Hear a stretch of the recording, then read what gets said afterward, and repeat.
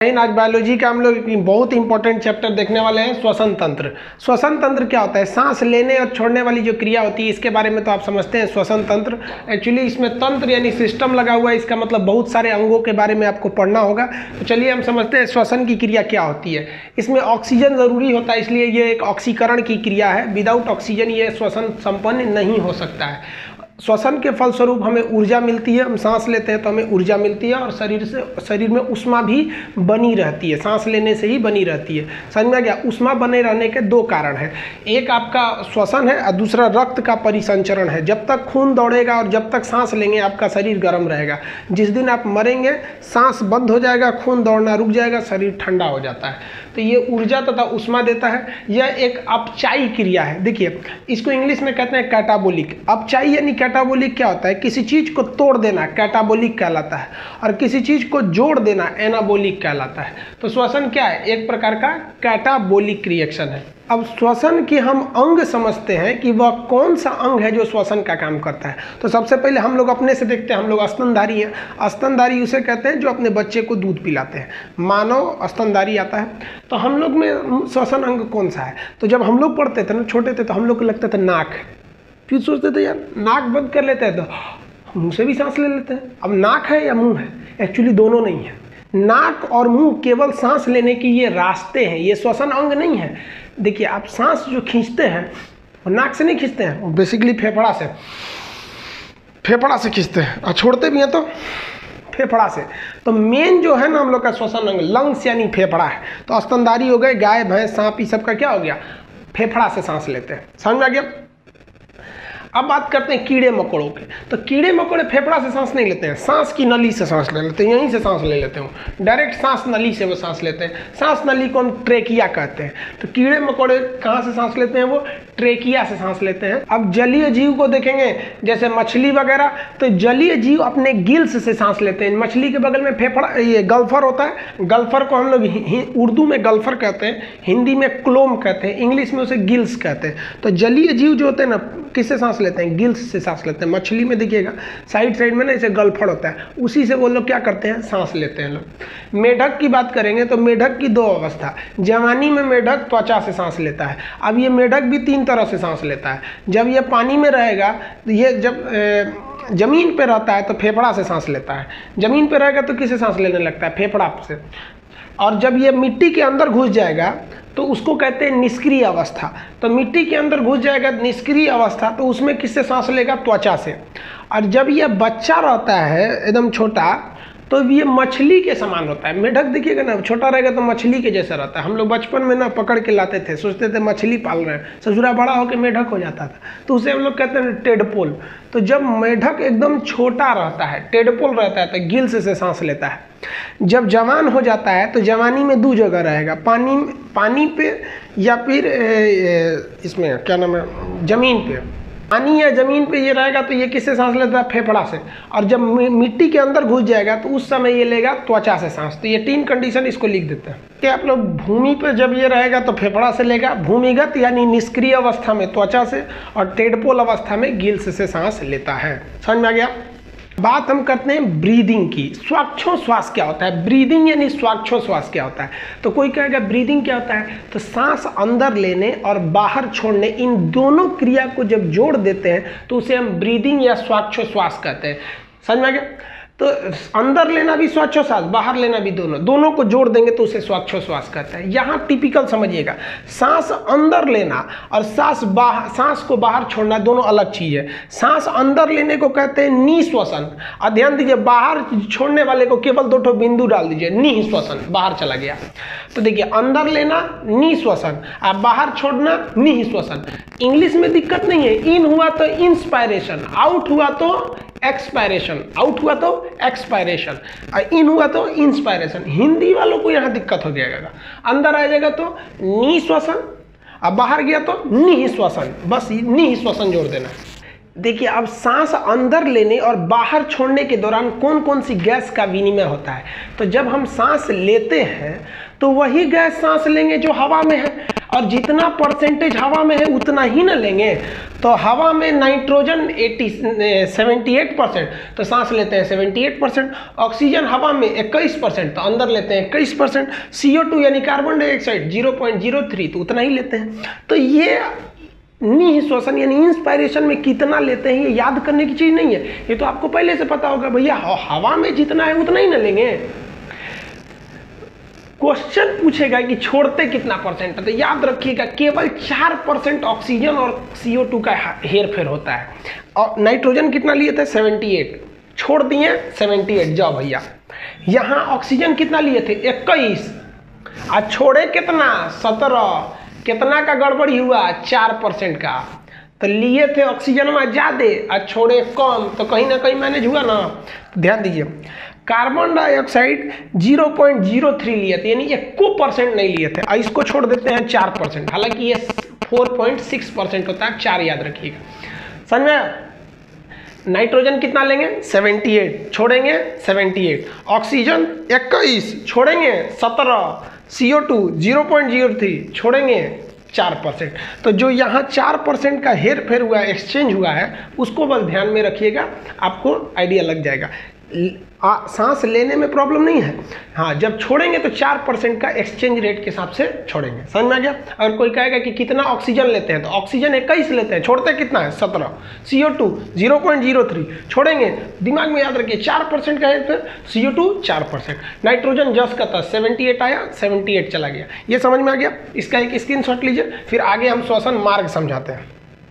देखिए श्वसन मार्ग किसे कहते हैं? सांस लेने के दौरान हवा यानी वायु जिस मार्ग से जाती है उसे हम श्वसन मार्ग कहते हैं। याद करिए हम पाचन में पढ़ाए थे कि भोजन जिस मार्ग पर जाता है उसे हम आहार नाल कहते हैं। तो श्वसन में श्वसन यानी हवा जिस मार्ग पर जाता है उसे हम श्वसन मार्ग कहते हैं। श्वसन मार्ग के ये 10 स्टेप हैं, इनको समझिए ध्यान से। सबसे पहले सांस जाता है नासा छिद्र से। कहाँ जाएगा? नासा छिद्र से। नासा छिद्र में आपको बाल मिलेंगे जो छोटे छोटे धूल कण को चिपका लेते हैं, तो ये नासा छिद्र हो गया। इसके बाद ये पहुंचता है नासा कपाट पर। यहाँ देखिएगा एक हड्डी मिलेगा, इसमें मारिएगा बड़ा तेज चोट लगता है, तो ये हो जाता है नासा कपाट। ये नासा कपाट पे चिपचिपा पदार्थ पाया जाता है जिसको कहते हैं म्यूकस। आप नाक में उंगली डाल के देखेंगे तो हमेशा चिप लगा रहेगा, ऐसा नहीं कि आपको सर्दी हुआ रहेगा। तो उस चिपचिपा पदार्थ पे जो छोटे मोटे धूल कण है जिन्हें नाक का बाल नहीं चिपका पाया है उसको वो म्यूकस चिपका लेगा। वही चिपक के स्टोर हो जाता है और 1 हफ्ता में जमा हो जाता है। तो आप लोग उसको खखोर के निकाल देते होंगे नकटी करके। समझ में आया? तो ये हो गया पहला, क्या हुआ? नासा छिद्र। उसके बाद हो गया नासा कपाट। उसके बाद होता है ग्रासनी। देखिए ग्रासनली नहीं, ग्रसनी, जिसे हम कहते हैं फायरिंग्स। हिंदी में उसको शुद्ध भाषा में बोलते हैं हल्लक, नहीं बोलते हल्लक खोल के दिखा दे। ये जो हल्लक दिखता है यहाँ से एकदम वहाँ पे वो वाला भाग, उसे हम क्या कहते हैं? फायरिंग्स या ग्रसनी। ग्रसनी एक ऐसा जगह है जहाँ भोजन भी जाता है, हवा भी जाता है। इसे हल्लक खोलेंगे ना, अरे सांस भी वहीं ले रहे हैं, हवा भी वो उसी में छोड़ रहे हैं। तो दूसरा क्या होता है? ग्रसनी यानी फायरिंग्स होता है। उसके बाद होता है लैरिंग्स। लैरिंग्स को क्या कहते हैं? हम स्वर तंत्र कहते हैं। ये गले में होता है, इसे हम वॉइस बॉक्स कहते हैं। इसको दबा दीजिएगा तो आवाज़ नहीं निकलेगा। देखिए यहाँ से हम दबा देंगे तो आवाज़ नहीं निकलेगा। तो आपको ये 4 तक तो समझ में आ गया। पहला बोलिए तो नासा छिद्र, नासा कपाट, फायरिंग्स, उसके बाद लैरिंग्स। नासा छिद्र, नासा कपाट, फायरिंग्स, लैरिंग्स। लैरिंग्स के बाद जो आता है वो ट्रैकिया आता है। ट्रैकिया मतलब होता है सांस नली, ये लंबी सी नली, ये ट्रैकिया हो गया। अब यहाँ समझिए फिगर से, लैरिंग्स ये ट्रैकिया होता है, ये सांस नली होती है। अब इस सांस नली पे ना एक सी शेप का कार्टिलेज यानी हड्डी की, जो आपको हड्डी पता है ना, हड्डी की एक क्वालिटी होती है, कमजोर हड्डी होती है, वो उसे कार्टिलेज कहते हैं। वो हड्डी के समान ही होता है। तो ये सी शेप का कार्टिलेज से उसको पाइप को पकड़े रहती है। क्यों पकड़े रहती है? कि जब हमारे इस पाइप में अगर हवा नहीं है और ये हड्डी नहीं रहेगी, कार्टिलेज नहीं रहेगा, तो पाइप को चिपक जाएगा। चिपक जाएगा तो सांस नहीं ले पाएंगे, मर जाएंगे। समझ में? तो ये क्या होता है बहू? ये है ट्रैकिया। ट्रैकिया को क्या कहते हैं? सांस नली। आपको बताएं कीट वगैरह इसी ट्रैकिया से सांस लेते हैं। इसमें ये सी शेप का कार्टिलेज होता है। इस कार्टिलेज का नाम होता है हाइलेम कार्टिलेज। हाइमिन कार्टिलेज जो होता है ये सी शेप कार्टिलेज को पकड़े रहता है। तो ये हो गया बहू आपका कौन सा चीज? ट्रैकिया हो गया, सांस की नली हो गई। यही मेन नली हो गई, सांस की नली। अब ये नली दोनों फेफड़े में घुस जाती है। जैसे ये दोनों फेफड़े में घुसेगी तो इस नली का जो पार्ट होता है, इस पार्ट को हम कहते हैं हैं ब्रोंकाई। ये नली के दो भाग में को क्या कहते हैं ब्रोंकाई। सिंगल था तो क्या कहें ट्रेकिया, दो भाग में हो गया तो क्या कहेंगे ब्रोंकाई। ब्रोंकाई आगे जाके और छोटे छोटे टुकड़ों में विभक्त हो जाता है, इसे हम कहते हैं ब्रोंकियोलेस। ब्रोंकियोलेस तो सबसे पहले देखिए सिंगल था तो ट्रेकिया, दो भाग में बटा तो ब्रोंकाई, और कई भाग में ऐसे ऐसे निकल गया तो वो हो गया ब्रोंकियोलेस। देखिए एक ये ब्रोंकियोलेस है, एक ये है, ये कई टाइप के ब्रोंकियोलेस हो जाते हैं सब। तो ये वाला ब्रोंकियोलेस। ब्रोंकियोलेस के मुंह पे गुच्छा के समान आकृति होती है जिसे हम एल्वियली कहते हैं, वायु कोष्टक कहते हैं। एक्चुअली हवा इसी में आती है, जो हम सांस लेते हैं ना वो इसी में चली आती है। समझ में आ गया। तो सांस नली बताइए, सांस का मार्ग कहाँ से हुआ, नासा छिद्र, नासा कपाट, फायरिंग्स, लैरिंग्स। सिंगल गया तो ट्रेकिया, दो भाग में बटा ब्रोंकाई, कई भाग में बट गया ब्रोंकियोलेस। अब ब्रोंकाई के बाद ब्रोंकियोलेस, गुच्छा के समान जो पाया गया इसे क्या कहें अल्वियली। एल्वियली के बाद यहाँ पे बाद सांस कहाँ चला जाता है, ब्लड में चला जाता है। उस ऑक्सीजन को कौन लेके चला जाता है, ब्लड। अब ब्लड ले जाके किसे दे देता है, कोशिकाओं को। अब कोशिका में कहाँ चला जाता है, माइटोकॉन्ड्रिया के पास। तो ये अलग हम लोग समझेंगे ब्लड के बाद कहाँ होता है, ये समझ में आ गया। ये जो पूरा फिगर है ये लंग्स का है। लंग्स जो यानी जो फेफड़ा होता है, फेफड़े में दोहरी झिल्ली पाई जाती है। इस दोहरी झिल्ली को हम प्लूरा मेम्ब्रेन कहते हैं। फेफड़े की दोहरी झिल्ली को हम क्या कहते हैं, प्लूरा मेम्ब्रेन। कोरोना जो होता है ना मेनली यहीं पर अटैक करता है। ये जो सांस नली है ना ये ब्रोंकाई, ये एल्वियली में जाके पूरा कोरोना भर जाता है। सांस नली में इतना भर जाता है कोरोना कि सांस खींचेंगे पूरा दम से खींचाएगा ही नहीं, क्योंकि सांस नली क्या हो गया है, जाम हो गया है। तो श्वसन का मार्ग समझ में आ गया, कौन कौन सा हो गया वो, नासा छिद्र, नासा कपाट, दो के ग्रुप में, नासा छिद्र, नासा कपाट, फायरिंग्स, लैरिंग्स। अब यहाँ हो गया ट्रेकिया, ब्रोंकाई, ब्रोंकाई आगे जाके ब्रोंकियोलिस और एल्वियली में पहुंचेगा। एल्वियली में वो हवा छोड़ देगा और एल्वियली में क्या हो जाएगा वो, ब्लड आएगा। ब्लड इस ऑक्सीजन को कहाँ ले जाएगा, सेल में। ब्लड कहाँ ले जाएगा, हर एक कोशिकाओं में लेकर चला जाएगा, और कोशिका के अंदर जाके किसको देगा वो, माइटोकॉन्ड्रिया को देगा। समझ में आ गया। तो ब्लड के बाद यहाँ से तो समझ में आ गया, ब्लड पूरी कोशिकाओं तक ले जाता है और कोशिकाओं में किसको देता है, माइटोकॉन्ड्रिया को देता है। आप पढ़े होंगे माइटोकॉन्ड्रिया में इस ऑक्सीजन के द्वारा क्रेब्स चक्र चलता है और ग्लूकोज का निर्माण होता है। ये समझ में आ गया आपको श्वसन मार्ग। तो इसका एक फिगर बनाइए, फिर हम समझते हैं सांस लेने में मदद कैसे होता है। देखिए सांस लेने में ना सबसे ज़्यादा मदद करता है, 70% मदद करता है डायफ्राम। नीचे वाला ये जो होता है ना, ये डायफ्राम, ये संयोजी उत्तक का बना होता है। ये उत्तक चैप्टर में पढ़िएगा उत्तक कितने प्रकार के हैं। तो ये डायफ्राम मदद करता है। कैसे मदद करता है, तो देखिए जैसे हम लोग सांस लेते हैं ना तो ये डायफ्राम नीचे होकर एकदम बराबर हो जाता है, नीचे हो जाता है।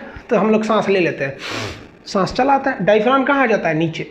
और जब हमें सांस छोड़ना होता है तो फेफड़े के पास इतनी ताकत नहीं है कि सांस को छोड़ सके। याद रखिएगा, सांस छोड़ने के लिए डायफ्राम मदद करता है। फेफड़ा कहता है डायफ्राम को, ए भाई ढकेल ना, हमको ढकेल ढकेल ढकेल। तो डायफ्राम क्या होता है, नीचे से ढकेलता है, तो ऐसे फेफड़ा उठता है, सारा सांस बाहर चल जाता है ऐसे। अब जरा सोचिए तो, अगर सांस ले ले आदमी और डायफ्राम कहे कि ना आज हम घुसे आए हैं, काम ही नहीं करेंगे, तो इसे सांसवा ले लिए और निकलिए नहीं रहा है, तो कैसे निकालिएगा, निकल नहीं निकलेगा। सबसे मेन जरूरी होता है डायफ्राम। तो जैसे हम सांस लेते हैं डायफ्राम कहाँ चला जाता है, नीचे। छोड़ना होता है तो ऊपर चलाता है। समझ में आया। अब यहाँ दो क्वेश्चन बनता है। कभी कभी आप देखे होंगे किसी किसी का एक्सीडेंट होता है, ससुरा ना हाथ टूटा ना पैर टूटा, अब मरियो गया वो। होता क्या, कभी कभी चोट लग गया, इसे मान लीजिए बाइक चला रहा, एक्सीडेंट हो गया यहीं पे और डायफ्राम में टूट गया। अब डायफ्राम जो होता है ये तो मांस का होता है, ये इसमें चोट लग गया, ये काम करना छोड़ दिया, बस देखिएगा ऐसे गिरा के मरेगा आदमी। फिल्म उल्म में ना बिल्डिंग से गिरेगा, डायफ्राम टूट गया तो करके मर जाएगा। टूटे उटेगा नहीं, डायफ्राम गया यहाँ पे।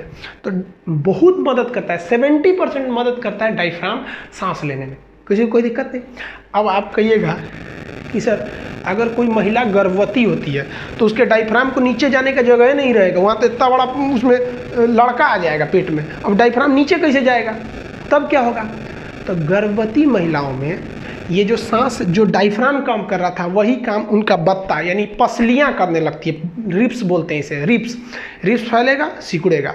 अगर किसी गर्भवती महिला का पसली टूट गया ना, रिप्स, तो देखिए डायफ्राम तो पहले काम नहीं कर रहा था गर्भवती होने की वजह से, रिप्स टूट गया ना, मरेगी वो। तो ये डायफ्राम बहुत मदद करता है। समझ में आया। अब एक और चीज़ समझते हैं हम कि खाना खाते वक्त हिचकी का आने लगता है। तो देखिए ध्यान से समझिएगा इसे। ये जो हम लोग का मुंह है, इसको फेरिंग्स कहिए, ये जो फेरिंग्स है ना, हल्लक फेरिंग्स, वो एक ही होता है फेरिंग्स।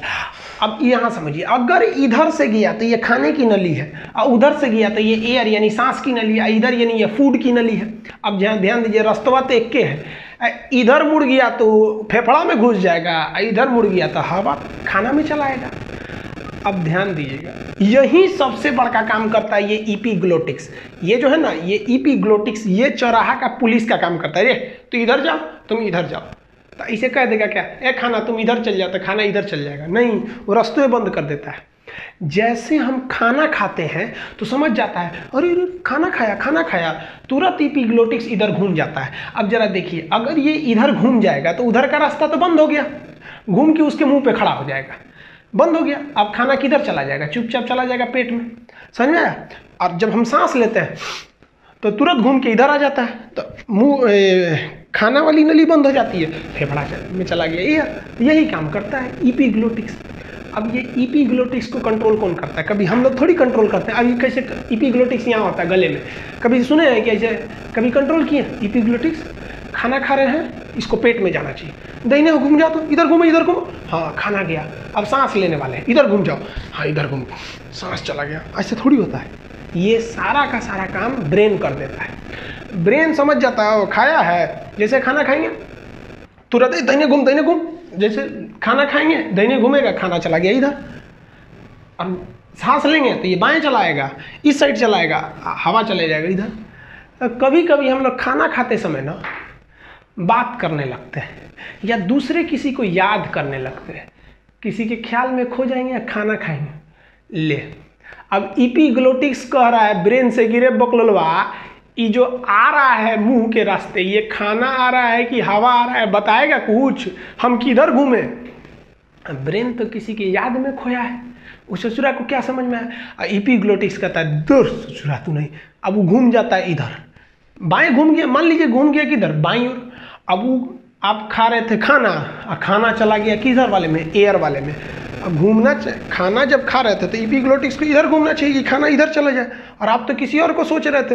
भाई इपीग्लोटिक्स घूम गया उधर और खाना चला गया इधर फेफड़ा की ओर। और जैसे खाना फेफड़ा में उतरने के लिए जाता है ना, फेफड़ा कहते रे ये क्या कर रहा है रे, धड़ाम से मार देता है फेफड़ा, इधर कहाँ आ रहा है, तुम्हारा एरिया है, इधर सब हवा वाला एरिया, खाना आएगा तो फंसिए जाएगा, नहीं तो भाग। जैसे वो ढकेलता है वैसे तो हिचकी आने लगती है। अब फेफड़ा सबको हल्ला कर देते, रे इधर आ रहा था, इधर आता, ढकेल। तो वही सब दम लगा के हंचा, तो हर 2 मिनट पे इसे। अब फिर फेफड़ा देखते हैं गया कि नहीं, तो थोड़ा खाना दिखेगा ना तो कहेगा हाय ढकेल, ऐसे ढकेलिएगा। जब तक यहाँ थोड़ा सा भी खाना दिखेगा सब ढके गलेगा, सब कहेगा ढकेल, बकलेलवा कहें कि इधर आ रहा है यहाँ पे। इसलिए आदमी पानी पी लेता है, सब खाना चला जाता है, फेफड़ा देखते हैं तो गई लो, हाँ चलिए यहाँ पे। तो सोचिए क्यों हिचकी आती है, समझ में आ गया। कभी कभी खाना सड़क जाता है, कभी धड़धड़ा के घुस गया फेफड़े में तो वही सड़क जाता है, नाक ओक से आदमी फेंक देता है खाना वाना। अगर हवा वाले में खाना घुस गया इपीग्लोटिक्स के बंद होने से पहले, अगर खाना घुस गया एयर वाले में तो सड़क जाएगा, समझ में आ गया। अब सोचिए हम लोग किसी को याद कर रहे थे इसलिए आ रही थी हिचकी, और हम उल्टा बोलते हैं कि हमको कोई याद कर रहा था, अलग बात है, तो उल्टा नाम बोलते हैं, तो हिचकी क्यों आता है, समझ में आ गया। खाना या पानी की थोड़ा भी बूंद अगर फेफड़ा वाले रास्ता में पहुंचा तो हमें क्या आ जाएगा, सड़क जाता है, इसे नाक से निकल जाता है। तो हिचकी कैसे आता है, इस सब का चीज़ हम समझा दिए आप लोग को, इतना समझ गए। अब जरा आप अब समझिए, मेन जो सांस हम लेते हैं ये तो जाता है नासा छिद्र, नासा कपाट का फेरिंग्स के बाद लैरिंग्स के बाद ट्रेकिया के बाद ब्रोंकाई के बाद ब्रोंकियोलिस, उसके बाद पहुंचता है एल्वियली में। अब हम ये समझते हैं कि ससुरा एल्वियली में होता क्या है और हीमोग्लोबिन का काम क्या है, तो ये एल्वियली में क्या फंक्शन हो रहा है, अब हम लोग इसको समझ लेते हैं। इसका एक स्क्रीनशॉट ले लीजिए। देखिए जब हम लोग सांस लेते हैं तो वो हवा मेनली पहुंचती है एल्वियली में, ये वायु कोष्ठक में। अब श्वसन मार्ग आपको बहुत समझा दिए, हवा कहाँ पहुंच गई, एल्वियली में। अब एल्वियली में क्या होता है, ध्यान से समझिए। एल्वियली में आए रहते हैं सब ब्लड, और इसमें क्या एल्वियली में आया रहता है ब्लड। अब ब्लड में आपको पता है हीमोग्लोबिन होता है, और हीमोग्लोबिन ही गैसों का ट्रांसपोर्टेशन यानी परिवहन करता है। यहाँ जैसे ऑक्सीजन पहुंचा, एल्वियली में क्या पहुंचेगा? ऑक्सीजन। ऑक्सीजन को कौन उठा लेगा? हीमोग्लोबिन। ये हीमोग्लोबिन ऑक्सीजन को उठा लेगा और पूरे शरीर की कोशिकाओं में बांट देगा। कहेगा चल चल चल चल ऑक्सीजन सबको बांट दे, लेते जाएगा, सबको बांट देगा रास्ता में। ए तुम भी लो, तुम भी लो, तुम भी लो, तुम भी लो, ऑक्सीजन आया, लो लो लो लो लो, सबको ऑक्सीजन दे देगा। अब बदले में वहाँ से CO2 उठा लेगा, ला ला ला CO2 दे, और CO2 को वापस लाएगा फेफड़ा में और एल्वियली में CO2 को फेंक देगा। किसको फेंक देगा? CO2 को। ले ले ले फेंक देगा, ये लो CO2 लो, CO2 लो। अब एल्वियली में CO2 देंगे तो CO2 क्या करेगा? इस रास्ते से फेंक दिया, ले CO2 निकल गया। अब वापस जैसे, अब यहाँ से हीमोग्लोबिन जाएगा नहीं, वहीं खड़ा रहेगा, CO2 देगा। जैसे आप सांस लेंगे, हवा कहाँ पहुँच गया? एल्वियली में। तुरंत हीमोग्लोबिन किसको उठा लेगा? ऑक्सीजन को। आ गया आ गया आ गया, ऑक्सीजन को उठा लेगा, उठा के पूरे शरीर में दौड़ जाएगा, ले जाकर बांट देगा। लो लो लो लो, सब लोग ऑक्सीजन लो, ऑक्सीजन लो, ऑक्सीजन लो, पूरे शरीर को ऑक्सीजन बांट देगा। क्योंकि पूरे शरीर में हर जगह ब्लड है, और ब्लड है तो वहाँ हीमोग्लोबिन है, हीमोग्लोबिन पूरे शरीर में बांट देगा ऑक्सीजन। और वहाँ से ना क्या ले लेगा कि CO2 ला ला ला ला, CO2 ला, और उस CO2 को ले आके एल्वियली में फेंक देगा। ये एल्वियली ले ले ले, फेंक दे, बाहर फेंक दे, बाहर फेंक दे। जैसे एल्वियली में आएगा, डायफ्राम से हचाक से मारेगा इसे, जा। हम लोग इसे CO2 छोड़ दिए।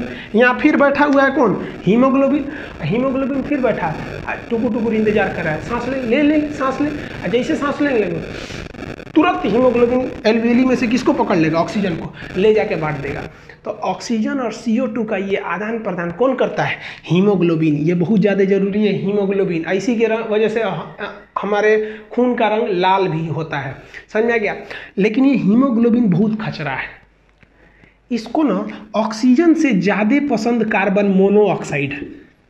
इस ऑक्सीजन से ज़्यादा पसंद क्या है? Carbon monoxide. इसलिए अगर गलती से आप धुआं वगैरह सूंघ लेंगे, कार्बन मोनोऑक्साइड कहाँ मिलता है? धुआं में। धुआं सूंघ लेंगे ना, कहेगा दूर ससुरा ऑक्सीजन हट, धुएं लेके जाते हैं, उससे जो पूरे शरीर में धुएं लेके चल जाएगा, अब बस आपको चक्कर आने लगेगा, गिर के बेहोश हो जाएंगे। और अगर जल्दी से धुआं से नहीं हटाया गया ना, तो पूरे शरीर में ये हीमोग्लोबिन खचरा धुआं भर देगा। तो कहेगा कि हीमोग्लोबिन तो ऑक्सीजन का परिवहन करता ही है, CO2 को लाता ही है, लेकिन इसे सबसे ज़्यादा किससे अट्रैक्ट होता ही है? तो कार्बन मोनोऑक्साइड से। समझ में आ गया कि नहीं आ गया? हालांकि ये इसको ढोने के लिए बना है, लेकिन कभी कभी इस पर भी चक्कर चला देता है। वो कहते हैं ना कि प्यार के नाव में उसी दिन पहला छेद हो जाता है जब गर्लफ्रेंड अपने से ज़्यादा खूबसूरत सहेली से मिलवा देती है, वही गड़बड़ हो जाता है। तो ये ससुरा ये समझ जाइए इसकी सहेली ये है, इसलिए गलती से भी मत जाइएगा जहाँ कार्बन मोनोऑक्साइड हो, यानी धुआं वगैरह हो। इसलिए ठंड के दिन में कई लोग घर में कोयले जला के दरवाज़ा बंद के सो जाते हैं। कोयला जलने से क्या आएगा? Carbon monoxide. अब ये ससुरा हीमोग्लोबिन ऑक्सीजन को छोड़ के और उसी को लेके चला जाएगा। तो कैसे आदान प्रदान होता है, समझ में आ गया? तो आप देखिए, श्वसन दो जगह होता है, एक फेफड़ा में होता है और दूसरा एक हीमोग्लोबिन द्वारा ब्लड जब लेके जाता है कोशिकाओं में, तो दो जगह होता है, एक कोशिका में हो गया, एक फेफड़ा में हो गया। सांस यहाँ तक एल्वियली तक पहुँचा दीजिए तो फेफड़ा में श्वसन हो गया। अब यहाँ से काम किसका चालू? हीमोग्लोबिन। हीमोग्लोबिन इस ऑक्सीजन को ब्लड से लेके कहाँ जाएगा? सेल्स में जाएगा, कोशिकाओं में ले जाएगा। अब कोशिका में कहाँ ले जाएगा? तो माइटोकॉन्ड्रिया में ले जाएगा। और कोशिका के अंदर माइटोकॉन्ड्रिया में क्रेब्स चक्र चलेगा। क्रेब्स चक्र के फलस्वरूप हमको ग्लूकोज मिलते हैं, और ग्लूकोज जब बनता है तो वापस वहाँ से CO2 गैस निकलती है। उस CO2 गैस को वापस कौन ले आता है? हीमोग्लोबिन। और यहाँ से हीमोग्लोबिन फेफड़ा को देता है, फेफड़ा उसको बाहर कर देता है, फिर हीमोग्लोबिन यहाँ से ऑक्सीजन ले जाता है ब्लड के द्वारा, किसको देगा? कोशिका। एक श्वसन जो होता है, हीमोग्लोबिन जब ब्लड के माध्यम से कोशिकाओं में लेके पहुंच गया और वहां माइटोकॉन्ड्रिया ने क्रेब्स चक्र चला के CO2 बना दी, ग्लूकोज बना दिया, तो इसे कहते हैं आंतरिक श्वसन। और जो फेफड़ा में होता है उसे हम कहते हैं बाह्य श्वसन। तो श्वसन कितने प्रकार का? दो, एक हो गया बाह्य श्वसन और एक हो गया आंतरिक श्वसन। दोनों समझ में आ गया? आप लोग आगे समझते हैं। देखिए, टाइडल वॉल्यूम समझिए क्या होता है। टाइडल वॉल्यूम उस वॉल्यूम को कहते हैं कि एक बार में हम नॉर्मली कितना सांस ले सकते हैं। तो नॉर्मल हम 500 ml का जो बोतल होता है उसमें जितनी हवा होती है, यानी आधा लीटर का जो बोतल होता है उसमें जितनी हवा होती है उतना ही हम सांस एक बार में लेते हैं। देखिए, ये 500 ml का एक बोतल है, इसमें जितनी हवा है ना, नॉर्मल हम लोग एक बार में उतना ही सांस लेते हैं, इतना ही सांस लेते हैं। तो इसी को हम कहते हैं टाइडल वॉल्यूम। एक बार में हम जितना सांस लेते हैं वो कितना ml होता है? 500 ml। तो इसी को कहते हैं हम टाइडल वॉल्यूम। जितनी हवा इसमें है उतना ही हम सांस लेते हैं, 500 ml normally. Total lungs capacity समझते हैं कि लंग्स में आखिर कितना सांस जा सकता है। तो लंग्स में अधिकतम 600 ml यानी 6 लीटर तक हम हवा खींच सकते हैं लोग। कितना, देखिए ऐसे खींचने के बाद आप देखेंगे सीना बढ़ जाता है, तो इसे हम लोग क्या कहते हैं, टोटल लंग्स कैपेसिटी। तो क्वेश्चन आएगा कि हम सांस कितना लेते हैं, टोटल लंग्स कैपेसिटी बराबर लेते हैं टाइडल वॉल्यूम। आप बताइए कितना लेते हैं टाइडल वॉल्यूम। ऐसे कोई सांस थोड़ी नहीं लेता है, खींच खींच के सांस नहीं लेता है। नॉर्मल एक इंसान जो होता है जब वो जगा रहता है तो 16 बार सांस लेता है 1 मिनट में। एवरेज होता है, ये 1-2 बार आगे पीछे हो सकता है। जगा हुआ इंसान 16 बार सांस लेता है और सोया हुआ इंसान 12 बार सांस लेता है, क्योंकि आप देखिएगा सोने के वक्त सांस आदमी लंबा लेता है। तो जगा हुआ इंसान कितना बार लिया, 16 बार, सोया हुआ इंसान लेता है 12 बार। जो छोटे बच्चे होते हैं ना वो 25 से 26 बार सांस लेते हैं 1 मिनट में। तो उन लोग का सांस लेने का दर ज़्यादा रहता है। फेफड़े कितना छोटा रहता है, इतना छोटा तो होता है, धक धक सांस ले लेते हैं। तो ये समझ में आ गया आप लोग को। अब हम समझते हैं कि सांस लेने की कुछ मशीन्स, जब हम पहाड़ पर जाते हैं तो वहाँ ऑक्सीजन की कमी हो जाती है, तो हमें ऑक्सीजन सिलेंडर साथ में रखना पड़ता है। तो 2-3 क्वेश्चन पूछता है। ऑक्सीजन सिलेंडर जब पर्वत पे ले जाएंगे तो उसमें ऑक्सीजन के साथ नाइट्रोजन मिलाते हैं, समझ में आया। ऑक्सीजन सिलेंडर जब समुद्र में ले जाएंगे तो उसमें ऑक्सीजन के साथ नाइट्रोजन मिलाएंगे, दोनों में हम नाइट्रोजन मिलाते हैं। लेकिन समुद्र की गहराई जब 300 फीट से ज़्यादा हो जाती है, यानी गहरा समुद्र हो जाएगा, तो ऑक्सीजन के साथ हीलियम मिलाएंगे। इसको याद रखिएगा, गहरा समुद्र कहेगा तो हीलियम हो जाएगा। अब आप कहिएगा कि इन सबको मिलाने की क्या ज़रूरत है, हम लोग डायरेक्ट ऑक्सीजन क्यों नहीं ले लेते हैं। तो एक्चुअली हमें आदत नहीं है डायरेक्ट ऑक्सीजन लेने की। हम लोग जो हवा में सांस लेते हैं उसमें केवल ऑक्सीजन थोड़ी रहता है, ऑक्सीजन 21% रहता है, 78% नाइट्रोजन रहता है। तो शुद्ध ऑक्सीजन बहुत भारी होता है, उसे हमको लेने का हैबिचुअल नहीं है। अगर शुद्ध ऑक्सीजन लेंगे तो फेफड़े पे चोट लगने लगेगा और व्यक्ति मर भी सकता है, इसलिए इन सारी गैसों को मिला दिया जाता है। देखिए जो बीमार व्यक्ति हो जाता है, मरीज जो बीमार पड़ जाता है, तो उसको हम आईसीयू में रख देते हैं, ज़्यादा सीरियस हो जाता है, इंटेंसिव केयर यूनिट। आईसीयू में हमेशा डॉक्टर मिलेगा, हमेशा नर्स मिलेगी, और वार्ड में ऐसा नहीं होता है। तो आईसीयू में जब रख दिया जाता है तो मरीज जब सीरियस हो जाता है तभी रखा जाता है। इस मरीज में भी 2 तरह के सीरियस मरीज होते हैं। कम सीरियस मरीज को केवल ऑक्सीजन का मास्क पहना दिया जाता है, वो ऑक्सीजन को खुद ही खींच लेता है। लेकिन जो बहुत ज़्यादा सीरियस हो जाते हैं, उनका फेफड़े एकदम डैमेज हो जाता है, ऑक्सीजन को खींच भी नहीं पाते हैं, तो उनके नाक से नली लगा के फेफड़ा में ऑक्सीजन को पंप मशीन द्वारा पंप किया जाता है, तो उसे वेंटिलेटर कहते हैं। समझिए, वेंटिलेटर एकदम सीरियस कंडीशन हो जाता है। तो आईसीयू का जो वेंटिलेटर होता है या फिर ऑक्सीजन मास्क होता है, उसमें ऑक्सीजन के साथ हीलियम मिला दिया गया रहता है। समझ में आ गया। हम लोग एवरेज कितनी बार सांस लेते हैं एक बार में, सांस हम लोग लेते हैं एक बार में 16 से 17 बार। ये चैप्टर आप समझ गए होंगे। इसका पीडीएफ आपको डिस्क्रिप्शन के लिंक में मिल जाएगा, आप वहां से पीडीएफ ले लीजिएगा, क्योंकि ये काफी लंबा चैप्टर है। इसका आप एक स्क्रीनशॉट लीजिए, फिर हम लोग नेक्स्ट वीडियो में समझेंगे अगले चैप्टर के बारे में।